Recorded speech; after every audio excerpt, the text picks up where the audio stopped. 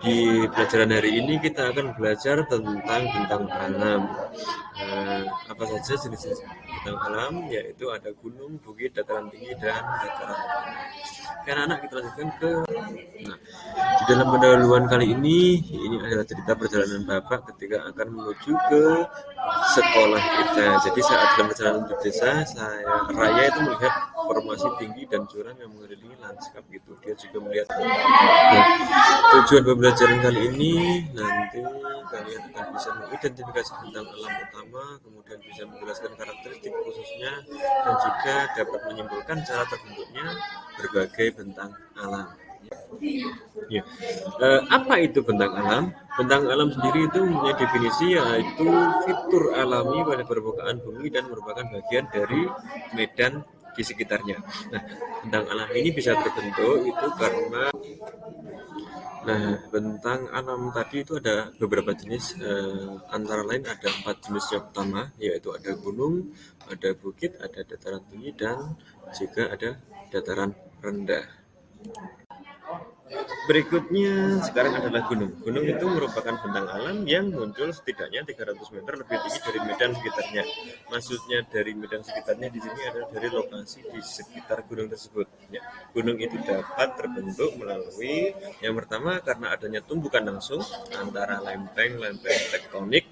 Kemudian gunung juga bisa terbentuk karena adanya letusan material leleh dari dalam perut bumi. Jadilah gunung seperti itu. Bentang alam yang berikutnya adalah bukit. Bukit itu bentang alam yang agak tinggi dibandingkan dengan medan sekitarnya. Jadi cuma agak tinggi, berbeda dengan gunung seperti tadi. Walau tidak setinggi atau sejurang gunung, bukit memiliki puncak yang juga bisa dibilang jelas. Seperti itu.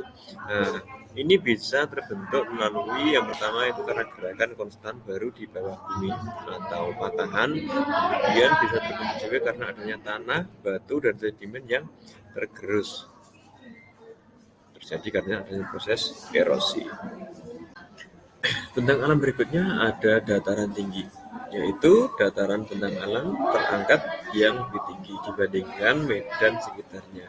Nah, ini karena ada gerakan ke atas dari gerak bumi dan ada juga karena ledakan vulkanis kecil. Nah, bentang alam yang berikutnya adalah dataran rendah, yaitu dataran atau bentang alam yang lebar dan relatif datar. Beberapa proses yang membentuk dataran rendah adalah erosi. Itu ada erosi batu, kemudian ada tanah dan sedimen melalui gerakan es dan air. Aktivitas vulkanis juga pada saat lava mengalir di sebuah wilayah. Nah, sekarang untuk tugas yang berikutnya adalah kalian diminta untuk menyebutkan beberapa, jangan cuma salah satu ya, beberapa bentang alam, terutama yang ada di daerah sekitar kalian, di kota atau di provinsi atau bahkan sampai di kepulauan ya. Kalau nanti itu ada bentang alam yang namanya apa, kemudian proses terbentuknya itu karena apa, dijelaskan ya. Misalkan kok ada satu atau dua buah nama gunung, disebutkan nama gunungnya di wilayah mana, kemudian yang membentuknya itu apa. Kemudian kalau ada juga dataran rendah atau dataran tinggi, silakan disebutkan nama dataran rendahnya dan juga di lokasi daerahnya di mana dan apa yang membentuk bentang alam tersebut. Tugas dilakukan secara kerja kelompok, satu kelompok 4 anak seperti yang sudah kita tadi kemarin. Siap ya?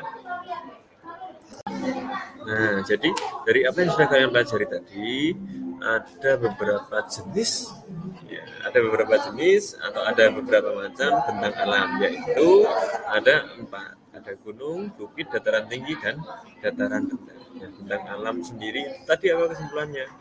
Definisinya, bentang alam adalah fitur alami pada permukaan bumi dan merupakan bagian dari medan sekitarnya.